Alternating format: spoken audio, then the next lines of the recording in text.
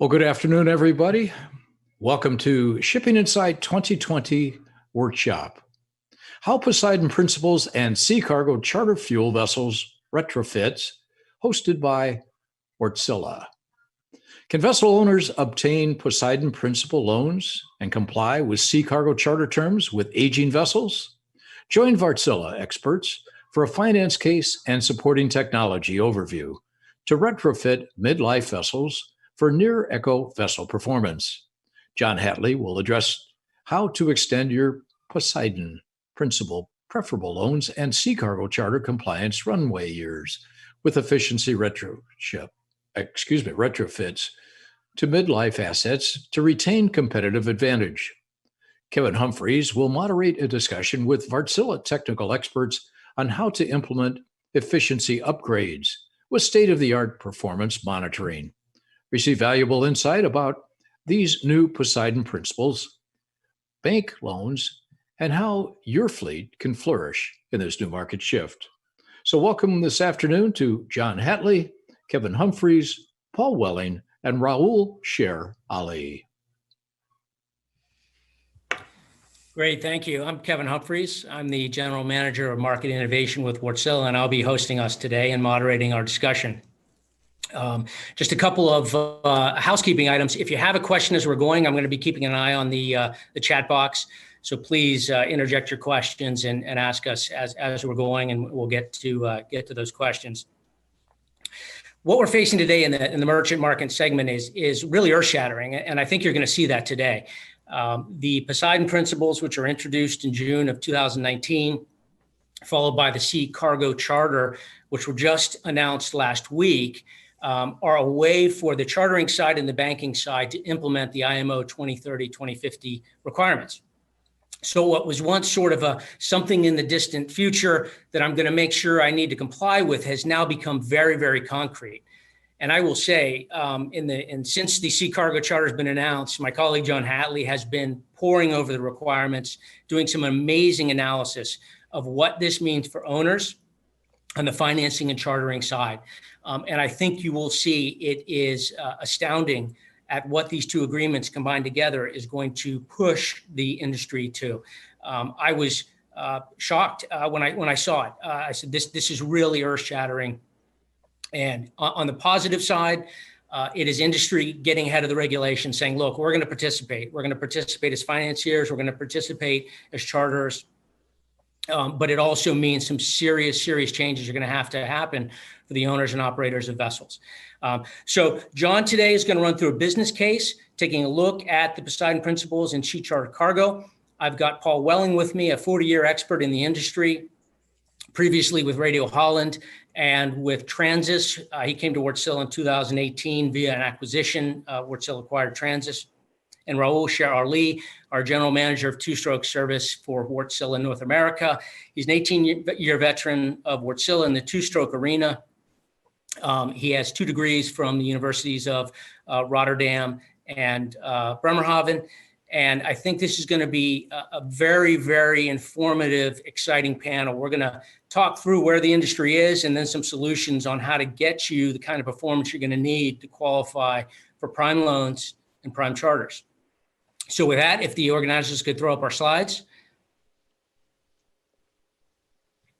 And so let me start off by introducing John Hatley. Many of you know John as one of the foremost experts in LNG as a marine fuel, but John also has both an MBA and a degree in naval architecture, probably one of the smartest minds in the industry. And I can't wait to hear what John has to say because I got a sneak peek and this is really, really great stuff. So John, let me turn it over to you and inform us on Poseidon Principles and sea cargo charters. Thanks very much, Kevin. Can we have my title slide up, please? Is that up now? I'm not sure if it is, but I'm assuming my title slide is up. So today what we're going to look at is how this Poseidon Principle preferable bank loans on the asset finance side intermixes with the sea cargo charters, the operational asset side. And what's important, next slide, please. We have now 2 industry powerhouse associations that have come in to help move things forward. First, as Kevin mentioned, the Poseidon principles, asset finance. And they have been joined by the Sea Cargo Charter, which was just brought into official being last week on operational assets. These are the two key leading industry groups, powerhouses, that are going to make the transition happen for the IMO ambitions. Next slide, please. Here we have the specific drivers, and you can see the orange arrows in the center there. We have the asset finance and Poseidon principles working together in concert with the Sea Cargo Charter, the operational assets, both of which are promoting the aspirations and ambitions of the IMO greenhouse gas initiatives to help clean up the planet. So we have global regulation moving in place rapidly towards the 2030, 2050 goals.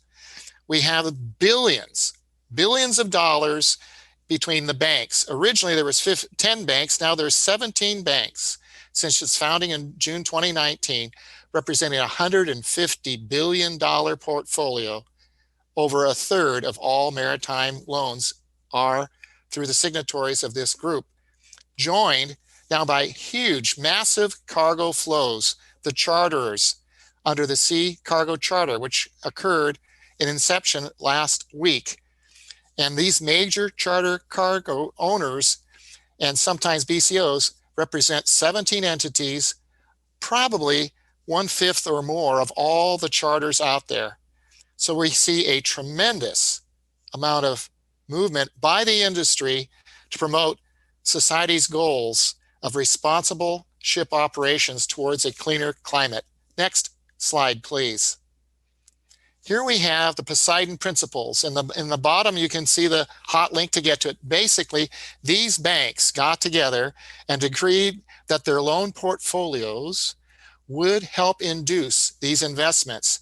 So it is truly a global framework for responsible and active bank financing to promote the IMO's greenhouse goals of sustainability-linked loan principles. Next slide, please. In the Poseidon Principles Guide, you will find a very significant and important metric. The AER stands for Average Efficiency Ratio. And it's shown here in the orange box.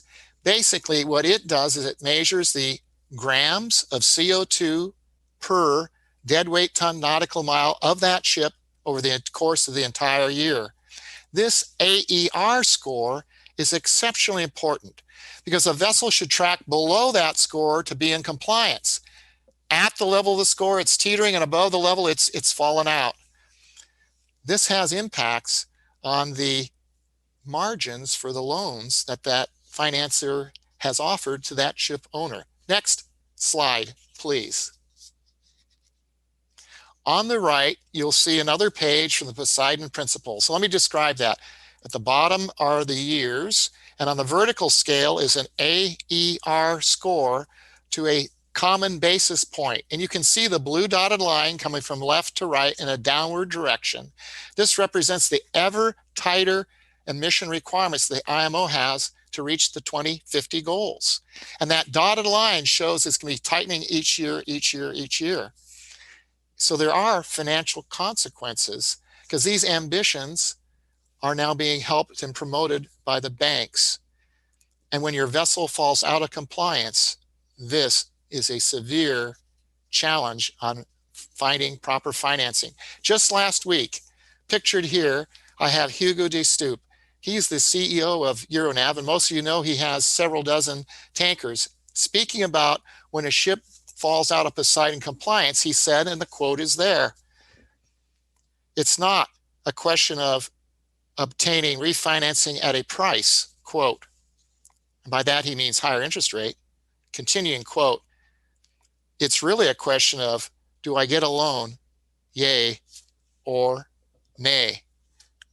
That is significant because an owner needs money, access with good financing to refinance his fleet. An owner needs access to charter revenues, crucial for success of the business. Next slide, please. And we're going to pick it up a little bit now and look at the Sea Cargo Charters. Last week, it was established. 17 major charters got together, represent about a fifth or a seventh of all the charters out there. It is also a global framework responsible for good ship operations to reduce these emission footprints. Next slide, please. So the Sea Cargo Charter intensity is similar to the AER, but it is the Energy Efficiency Operating Index, measuring the total CO2 generated divided by the ton-mile transported. So it is the emissions using the fuel consumed from discharge to discharge, as under standard owner's charter party understanding, discharge to discharge, total fuel, divided by the cargo transported in tons times the laden part of the voyage. So it's very similar to AER. Next slide, please. Here we've got, again, your measures are essentially carbon reduction. They must be reported, validated, and scored, and then corrective actions to achieve the IMO ambitions. So it's loan access, access to cargo revenues. Now we're going to begin the case. Next page, please. So we have here a 210,000 deadweight ton Newcastle ship built around 2008. It's a midlife asset. It is struggling to meet the emissions metrics. What are we going to do? We want to get back in the graces of the banker, and we want to have access to charter deals. So you have to extend the qualification runway. Why? Because of the IMO mandates. It must be done. Next slide, please. In basic, the AER score is falling out of compliance. And you know, you begin to lose one of these, you're going to basically lose them both, because they're basically intertwined, as we saw, and how they're made. So your EEI score is also failing. Next slide, please. We've got to improve these scores. We're trading on a traditional run here for bulkers, and the run is from Australia into China. We have some details here where we looked at a weak market with slower laden and ballast speeds. We looked at a normal market with slightly elevated speeds, and of course, a very strong market where ships will be moving faster. But we're going to take a close look at one of those, the normal market. Next slide, please. What's the culprit? It is the fuel consumed. And the fuel consumed, on the left, we have two bars showing for the weak, slower speed markets. And on the right, you see some bars for the more normal markets. Blue is HFO, and orange, excuse me, blue is, if we had looked at another type of fuel, but we're going to look at the HFO fuel ship in orange, along with occasional use of very low sulfur fuel oil in gray. We're going to look and see what happens. Next slide, please. When we run the numbers for that trade route, the ship fell out of compliance in 2021. That's next year. The fallout year is a very important decision year. The owner has to decide, what's he going to do? The ship is no longer meeting the bank requirements and likely not meeting the charter's requirements. I might be losing financing or financing at a higher rate, or I might have problems getting any good bids on good deals for charters. Next slide. Let's look at the decisions he has to face. Looks complicated, but it's very simple. And the left side, your ship has a loan. Yes, proceed up. No, proceed down. Let's go up the yes scale first. The ship does have a loan. So we move to the next square up. You'll see it says, does the ship have an AER score that passes? Let's presume the best case, yes. Then the next blue square says, do you have a Poseidon loan? Yes, I do. Well, then you've achieved funds at the low market preferred interest rates from these banks. No, well, maybe your bank funds then are more competitive rates in the market space at large, perhaps approaching those of Poseidon. After you pass through those two gates, it then comes down to follow the arrows down. Is your ship EEOI score passing? Sea Cargo Charters, yes. Great. You're now qualified to compete amongst the other clean ships for cargo charters, competitive rates and utilization. What if you said no? Well, then the Sea Cargo Charter people can say, well, I guess you're disqualified or the least qualified. So I'm going to fix deals first with those cleaner ships with passing EEOI scores, and we'll get to you later. So utilization drops and your charter freight rate revenues drop, a double whammy. Let's go back to that blue square that says your AER score passes, yes or no. We just went up to yes. Let's drop down to no. Well, if the AER score is failing and you've fallen out of good graces with your bank, you're going to have to seek non-bank funds. Those are much, much higher rates. And those higher rates could be troublesome. So then you go down, you're now going after some EEIO scores based on the charters. Same as before, you're in or you're waiting because you're not doing so well. And then the last route, let's start, the ship has a loan. No, I'm all cash, all equity. I don't care what the banks are doing. I am all in cash. The buck still stops at the same place, the sea cargo charters. Do you want revenues? Play the game with a clean ship, or are you going to wait, suffer a double whammy? Next slide, please. So it really comes down to two very, very tough choices. Two choices. The first one is I don't have CapEx to spend for anything. I'm going to accept a speed reduction. The second choice is I do have money to spend and my bank's going to help me spend it in the right way for efficiency upgrades. I want to extend my runway of compliance a few more years out to restore my preferable financing and get back in the charter's operational graces as well, so I can maintain a competitive position with earlier cash flows coming in and put off that speed reduction till later. Let's take a look at the first choice in detail. Next slide. The first choice, as we just said, I haven't got money to spend. My crutch is I'll use speed reduction now to reduce emissions. The consequence is, well, the bank won't be too happy with me. And my charter, I've lost preference. So what happens? Competitive disadvantage, severe competitive disadvantage, curtailed asset life, wealth has been destroyed. Tough way to go, but if you don't want to spend money, so be it. Next slide. So here we have, on the bottom scale, we have the years. And on the vertical scale, we have the AER score. You see that orange dot. You just fell out of compliance in 2021. The red dots across the top of the blue AER line are how much you have to reduce your speeds to get back into compliance. A substantial reduction occurs as each year it gets tighter and tighter. So the no CapEx decision means I'm incurring severe competitive disadvantages. I'm suffering a loss of my economic life, whose viability ends with an early scrapping. Not a very good outcome, something most owners would hope to avoid. Next slide, please. Let's take a look at the tough choices and the business impacts if you can spend some money on CapEx for efficiency upgrades, because your bank's going to help you more than likely to extend that compliance out a few more years. Well, by restoring and extending that compliance, you've got back in the charter's graces and your bank's a little bit happier. So you've deferred that speed reduction to later. You have competitive dislocation, asset life has been buffered, and your wealth is restored until later you do have to have a speed reduction. Next slide, please. So now we're going to check on what that means. Again, you fell out in the orange dot in 2021. The bottom scale is those years again. The vertical scale is the AER score.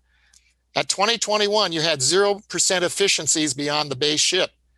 But as you go up that ladder of choices, let's say you can seek out possibly a 13% efficiency boost. How are you going to do it?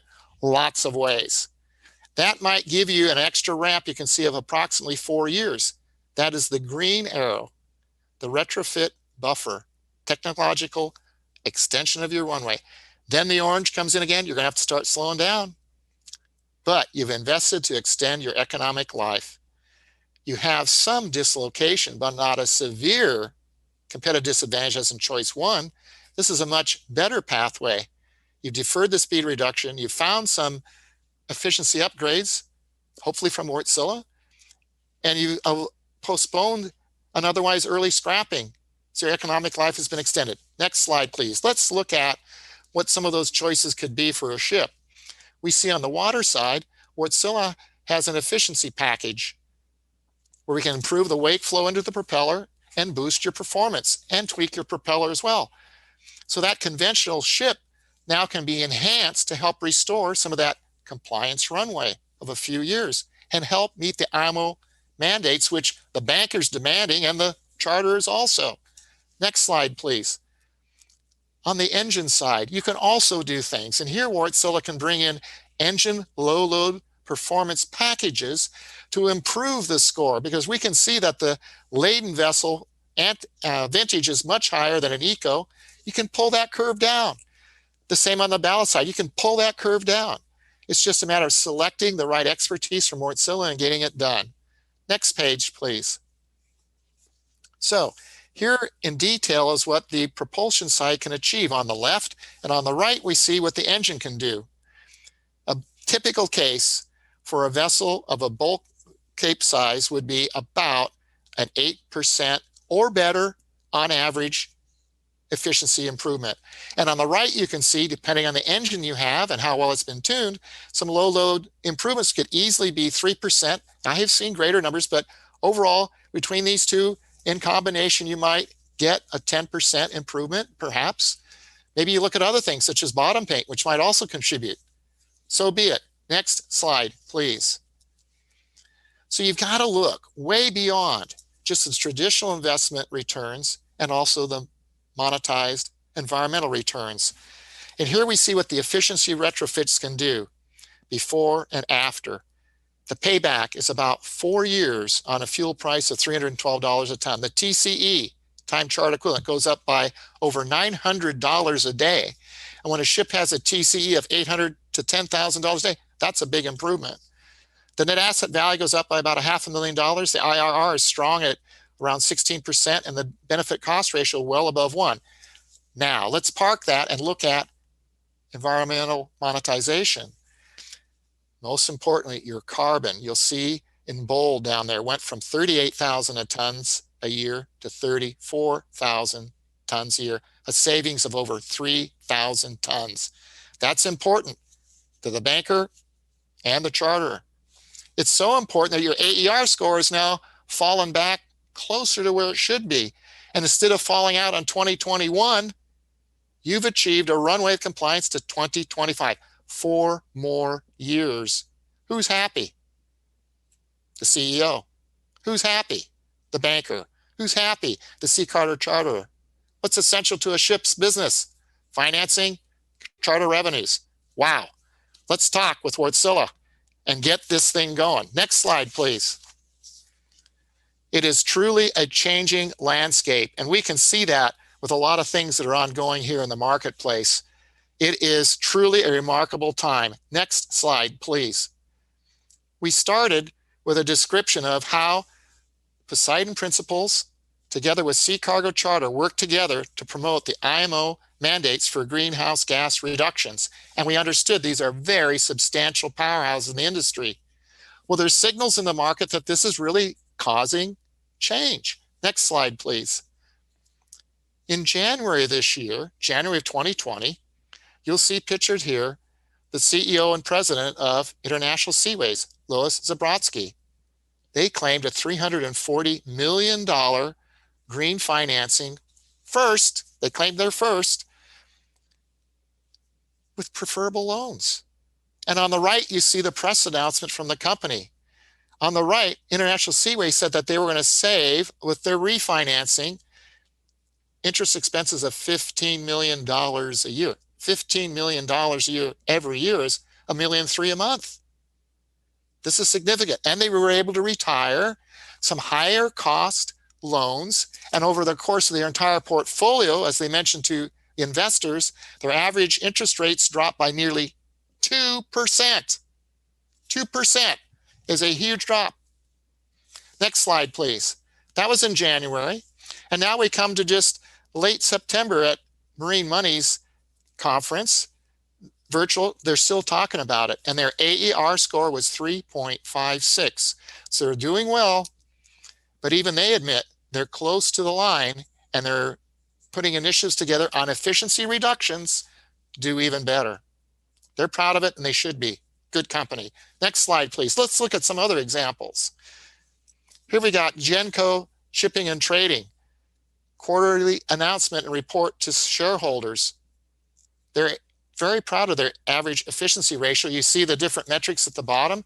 In the middle is the AER. On the right's the CO2 emissions. And on the left is their EEOI score. They're paying attention because they want their bankers good graces and they want to have charter deals. It's essential. Next slide, please. More news. Ardmore also has initiatives in place to outperform the target set under the Poseidon principles. It's important and it's making a difference. Next slide, please. How about another great company? This was their September report to stockholders, Dorian Lpg. They had a $155.8 million loan linked to AER performance. Sounds like Poseidon principles, and it is. And it must conform to, as they quote, sustainability-linked loan principles, literally lifted right out of the clause and requirements for the Poseidon principles banks when they issue these loans. It's very important. So what we're witnessing, I think, Kevin, as you said, it is a dramatic step change. It's a paradigm shift where the old way of doing things, well, that's the old way. Today, the new highway is, what's your AER score? It's going to impact operating ships today. It's going to impact efficiency improvements today. It's going to impact ship purchases tomorrow. I'm sure that owners are going to say, I want the best AER score possible, Mr. Shipyard. And on the charter side, the cousin of AER is EEOI. They're going to be paying attention as well. So if you want charter revenues, have a clean ship. Next slide. And that basically is summing it up for me. And thanks very much, Kevin. We hope we have some great questions from the people. I'm excited. I think this is a true major step change for the industry, for the good. And in the end, it's going to clean up the planet Earth for our legacy and the future generations. That's it. Great. Thanks, John. That was tremendous. And I think this really cutting edge analysis of the two programs indicates that this is a sea change that's going to happen much sooner than later. And that stark reality that thousands upon thousands of ships on the water today are already at or above the standards that they need to be.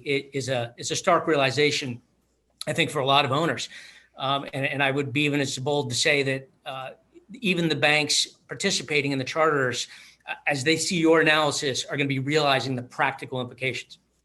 But we didn't want to leave you with just a problem to deal with, you, the industry. We wanted to offer up some solutions as well. What do I do if I have one of these midlife vessels that needs a retrofit to bring it back under the limits of AER and the EEOI for the sea charter cargo?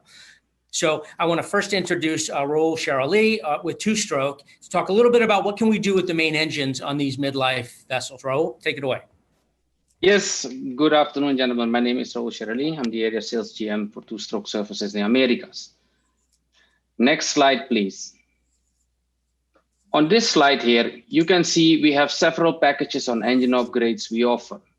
Depending on the engine family, a little bit in specifics, whether you have an RTA engine, which is a conventional diesel engine, or you have one of the latest electronic engines, RTFlex, we do offer some fuel-saving options. We will talk a little bit about the FEP, the ICC, the FAST, the SSUK, and the RITA. Double next slide, please. If the pages are correct, you should see now the intelligent combustion control. This is a called short ICC. This is a modification done to the engine where we are monitoring the firing pressures of the engine. Compare these to a measured and set point before, and then we correct it through the electronics via the injection. This system allows you to run the engine very stable, and it saves also fuel. Next slide, please. Another option would be installing of fast nozzles. Fast nozzles help you to have a cleaner burning process as the technology is different. Next slide, please. On this slide, you will see a little bit the benefits of these nozzles.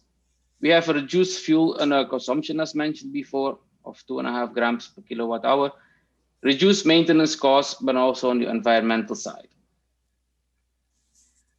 Next slide, please. slow steaming upgrade kit.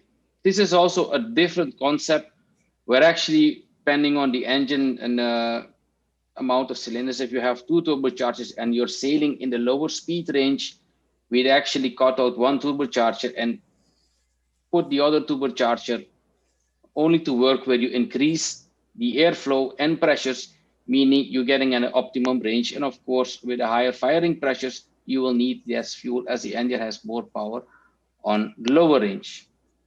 This is a system that is very flexible. You can select at any point in time if you want to jump back to 2 turbochargers or not, if you would need to run on higher loads. Next slide, please. Then for the older generation, for example, we have also a system called RITA. RITA is also a closed loop control where we are also measuring the firing pressures. Then we check these according to a set point, as you can see in the graph. And then there is a comparison made, and then a correction is added to bring this to the optimum side of the firing pressures. This is an important thing which is often neglected by the crew, thus having more fuel consumption and poor combustion, which might increase also other elements like carbon footprint. Next slide. This is one of the latest efficiency and boosts we have, the FEP. This is where we are actually installing a retrofit package on the later engines, where the fuel consumption is also becoming less due to higher fire compressions, different tunings between exhaust valve opening times and injection times and such. This will help you to control not only the fuel, but also environmental. So in short, these 6 options, I would love to get more in details, maybe during question, but if you have specific questions, we can also tailor-make these solutions for your vessel. With that, we are on the end of the engine side on possible upgrades, but I would still recommend at the end, do an engine health check so we know where you are as a starting point. Thank you, Kevin. Back to you. Great, thanks, Raul. Go ahead, put the next slide up, please.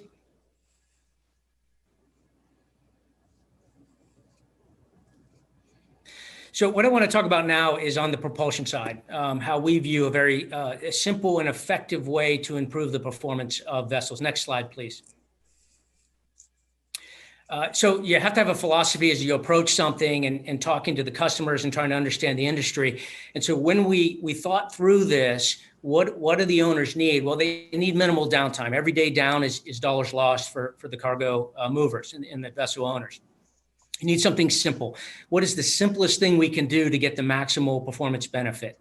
Cost. We wanted to keep the cost down. I think you would typically find our solutions are going to run half to a third of what very similar wake flow solutions run in the industry. And that includes, and this is really critical, and my colleague Paul is going to talk about that, combining it with state-of-the-art monitoring. A really new way to monitor the performance of what we're getting before and what we're getting after. And so all of this to achieve Poseidon Principle AER and Sea Cargo Charter runway extension. Next slide, please. So our retrofit has 4 components. The Inergo Pro Flow, which I'll describe, the Inergo Pro Fin, the trailing edge modification, and again, the monitoring system. Next slide, please. So the Inergo Pro Flow is a wake flow device, a very understood and efficacious way to improve performance of generating a better flow into the screw of your vessel. We found that a simpler, smaller device is just as effective as some other solutions that are more complex. It has less components, less steel, easier to install, quicker to install, and you can get up to about 10% savings out of these Inergo Flow devices. Next slide, please.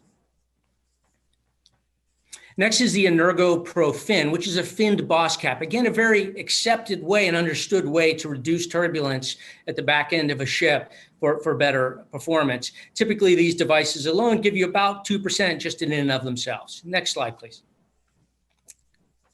And the last is a trailing edge modification included in this package of the three things, where the blade is slightly trimmed to remove the heavy running blade. It takes load off the main engine and requires then less power to move the vessel at the same speed, thereby saving fuel. So it's these three devices designed together. They're designed as a whole to be done all at once. It gets you that maximum saving from propulsion devices. Next slide, please. And the real key to this, and I'm very excited about what Paul's going to talk about now, is how do we use data, machine learning, and artificial intelligence to let the banks and the owners know that you are getting what you paid for? How can we really see the performance of the vessel? But this is key: simply, easily, and inexpensively, and quickly as well. If I know I'm going to dry dock in 4 months, can I find out what my performance is and determine it afterwards, after modification? So Paul, I'm going to turn it over to you. Okay, well, thank you, Kevin. Welcome from a sunny South Florida. In this session, I will try to explain some of the performance modules of the Wärstilä Fleet Operations Solutions. While the FOS solution, of course, includes many operational aspects such as real-time tracking, awareness, the smart log, charts, weather, and other data services, I will concentrate on the monitoring data that can be extracted to determine a vessel's performance and fuel efficiency. Next slide, please. Okay, so what are we really looking at? Is that there's a lot of influences that, or there's a lot of things that can influence the performance of a vessel. And if you look at all that data, and you connect everything, then you will see that there's one area where it all comes together. And that's actually in the ECDIS. The ECDIS has an enormous amount of data available. Now, many of the onshore programs rely heavily on the manual input data, and in many cases, a lot of fragmented applications that are from various sources that you basically all pay separate for. And a lot of this data, however, is readily available in the vessel's ECDIS, and when connecting the ECDIS, this data can be easily sent ashore for analysis. At the same time, the vessel will have access to a lot of data available in that cloud, such as weather, voyage plans, and various applications can be connected to the ECDIS for data supply and data transmission. Automated reporting, whether required as part of the regulation or as a means of monitoring the vessel, is available and will reduce the vessel's crew administrative burden. Next slide, please.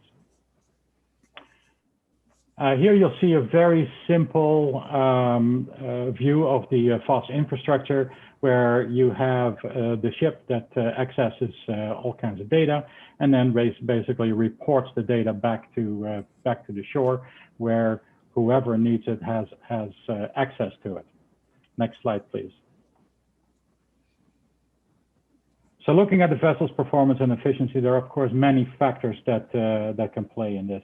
You heard earlier how some of this can be achieved by changes made on board on the engines, and as well as changing the actual processes that you may have on board. As you know, each vessel has a theoretical performance based on the original sea trials or design specifications. But as the ship is in operation, there are many factors that directly affect the performance of a vessel. Technical performance of the vessel itself, hull degradation over time, the impact of actual nautical operation issues, for example, port congestions, sea traffic management recommendations, and even regulatory issues such as emission regulations, etc. The external impacts of weather and sea states can, of course, not be ignored either. Next slide, please. So some of the traditional technologies for fuel performance monitoring are automated and are very high frequency. The problem with this is that it's not only very expensive in a retrofit situation, but will in many cases require actually taking the vessel out of service to install the sensors that are required for this. The sensor information, of course, will at one point will start to drift and then will need to be adjusted and calibrated. And this again will add additional cost. Now, on the other side of the coin, of course, you have the manual reporting by means of noon reports or departure and arrival reports. And this is, of course, low cost and very easy to implement. The inherent problem with that, however, is accuracy. Yeah, the data quality is not that accurate, and it creates an administrative burden. I think everyone is well aware of the one complaint that the vessel captains have, and it's the incredible amount of administrative duties that they have. And with the FOSS solution, we can actually reduce that burden considerably. In addition, this manual data would then also need to be processed ashore, and that is sometimes, again, done by very expensive third-party software packages. Next slide, please.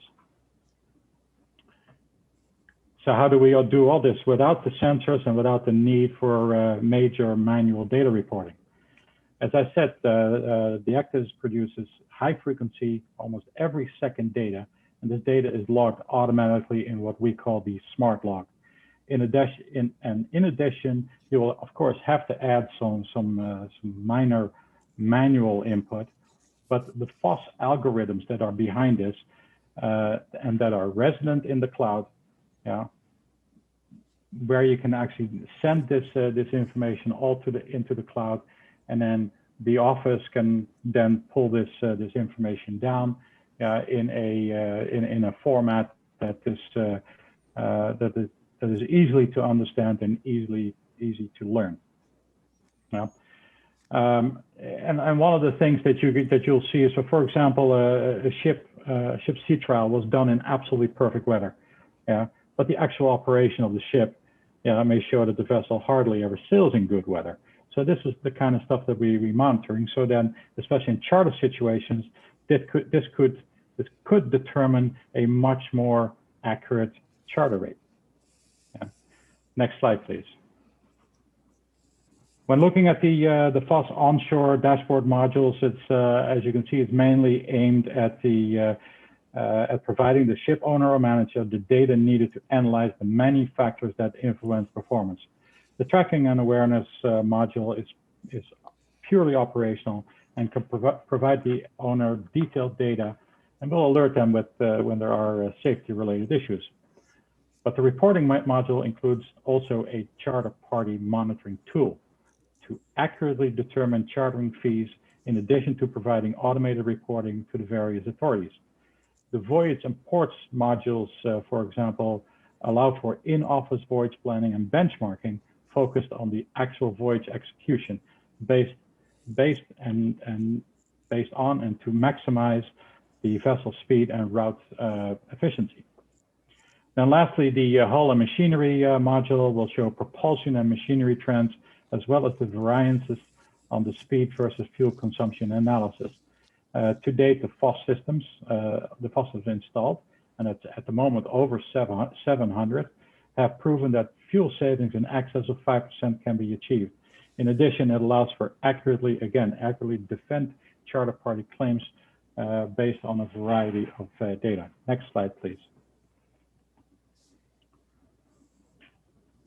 Next slide, please.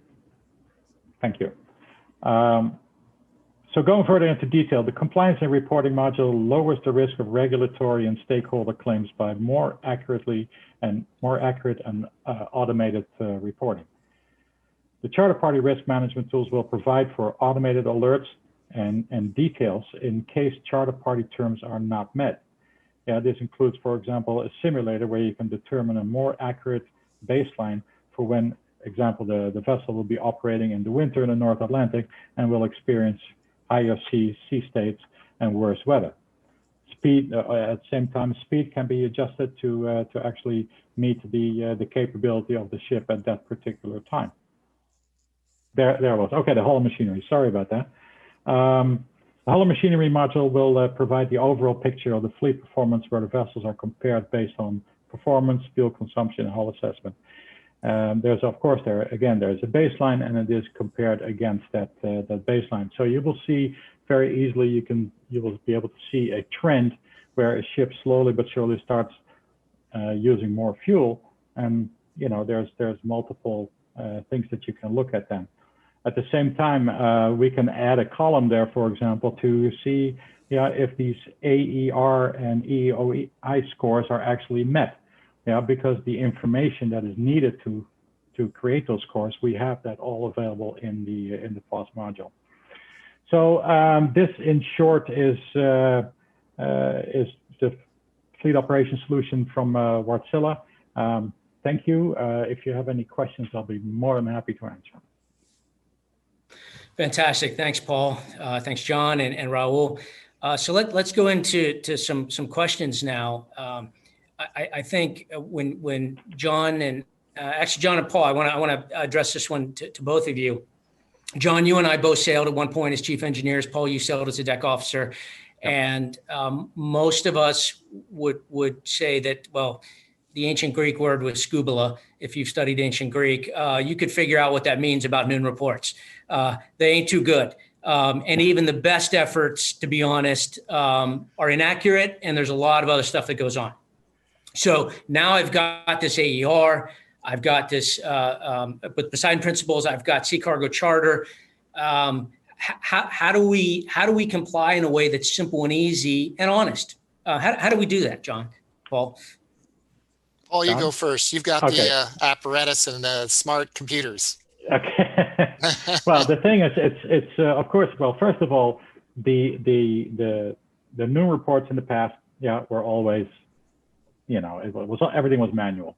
Yeah, the data was not accurate. But in the Nexus, there is no changing the data. It is what it is, and the only thing that you can you will have to add in this case, and if you have the fuel flow meters, we can actually add that in as a sensor as well. The data does not lie, and that's how we eventually, because the data is so accurate, you can very easily establish a trend. And again, the graph that John showed, where at one point you go out of compliance, well, the fleet operations solution will already see, well, you're getting close to it. So you need to start doing something about it. Over to you, John. I think that's real key, is that the using computers today and analogies is a great way to take it forward, and you'll get an anticipated answer rather than a somewhat after the fact, having massaged all these mechanical manualized numbers. The other key thing is that you can only improve what you can measure. You can only measure what's been validated and is concrete, real. Right. And that's why under the current system, they've got all these class societies massaging all the data to make sure it's accurate as can be from their point of view as an independent arbitrator. And then all this data winds up coming towards the banks for thousands of ships they have under loan agreements, and on the charters, many thousands of charterers. And the captain and the chief engineer, they work out their new number, and generally it's what they arrive at as a best professional estimate of what's going on, and it generally never exceeds the charter specified rate. So there's a lot that can be done, I think, with the electronics and the computerization. For example, how would you feel as an airline passenger? A lot of us have flown on planes before COVID. How would you feel if you were flying on Delta and they decide to look at the gas turbine jet engine overhaul? So they go back and they manually look at all the noon reports. Would you feel safe on that plane? No. They've got data coming in from the computers every moment of that flight. They know the exact condition of those engines, and they're going to determine, hey, next week we got to swap this out, or a month from now before we have a major problem, and we don't want any problems with safety. I mean, how would you feel? I mean, we have got to come to the modern era. In the Marine, we have so many traditions that go back to the days of sailing ships. Well, let's get with it, guys. Yeah, absolutely. Raul, John, I think this one applies to you in that in two different ways. So the question is, you analyzed the Cape, which presumably has a larger engine, larger vessel for these propulsion devices and Poseidon principles. What about the smaller vessels, which constitute the largest bulk of fuel burn? Even though they're smaller as an aggregate, do these propulsion devices do the two-stroke changes, do the business case work for these smaller vessels, the MRs, the Panamaxes, the Supers, the Ultras? Raul, you take it first. Can we do Okay, that on engine, those vessels, Raul? yeah. So on engine side, we have full flexibility. The concepts which were shortly presented today are for small bore engines as well, the big bores. So for us, it's no problem. And the upgrades are also for a smaller bore. For example, the FEP is also available for a Flex 58, which is normally for the smaller bore vessels. Or fast injectors can also be installed on a 50 bore Flex 50 engine. So yes, from engine upgrades, it's flexible for the small bores and the big bores. I hope that answered the question. Yeah, thanks, Raul. John, what about the business case? The cost of the propulsion side changes, the engine side changes versus the return for those smaller vessels. Are you seeing that? Well, I think I just lost John. I did. John just froze up. So, yeah. Paul, let me jump over to you. I'm a banker. I'm a fleet owner. And you've got this technology, but I've talked to a lot of my technical guys, and there's always a struggle in getting the equipment on board. So the flow meters, the torque meters, all the sensing equipment takes, I get a couple vessels done in a 9 or 10 month period. So it's very challenging just to get up to where I can get data. What I need is everything. And so can you speak to that the timing and the ease at which I could get my fleet up if I trade to major ports? Yes. The one thing is that every ship already has an Ectis. Yeah. You do not necessarily have to have a Wärstilä or Trans's Ectis on board to get the system fully operational. You can have anybody's Ectis. The only thing that we put on board is what we call a planning terminal, and that then gets the data out of the Ectis and connects up to the cloud. So all the commissioning is done remotely. Yeah, we do need to get a technician on board to assist in the commissioning, but most of the commissioning is done remotely. And I would say, depending on the training pattern of a particular ship, yeah, we have offices in every major port. Yeah, we send a guy on board, and the actual commissioning wouldn't take more than 1 day, if that. So it's a very very easy thing to do, because it doesn't require a lot of hardware. And then on the shore side, of course, it's a web portal that you can just dial into and have secure access. Now, one of the business case questions is we're not only talking about fuel savings in and of themselves, but we're talking about the funding side. But we're also talking about the carbon side. So carbon credits, which often have to be verified by third-party verifications to ensure that you're actually reducing your consumption. So does the FOSS system provide that kind of data for carbon credit verification, or could, with the owner's permission, that data flow out to a third party for independent verification, like class? Absolutely, yes, because we can provide through the FOSS through this FOSS solution, we can provide an API interface where we can actually provide that same data to a third party. Of course, we have to have permission from the ship owner. But once that permission is given, we can send the information or the data anywhere they want. It's their data. So excellent, great, thanks. Well, I think I'm not seeing any more questions come in. We lost John a little early, but that's okay. I would certainly say if anyone else is listening and you have some follow-up questions, please feel to reach out to John Hatley, Raul, or Paul Welling in their various areas of expertise. We're available for these kinds of business case analyses of your vessels and working to find these solutions in a quick and effective way. So I want to thank Raul, Paul, and John for joining me. Thank Shipping Insight and the organizers. We really appreciate all the work it's taken to put this together. So thank you, and next time.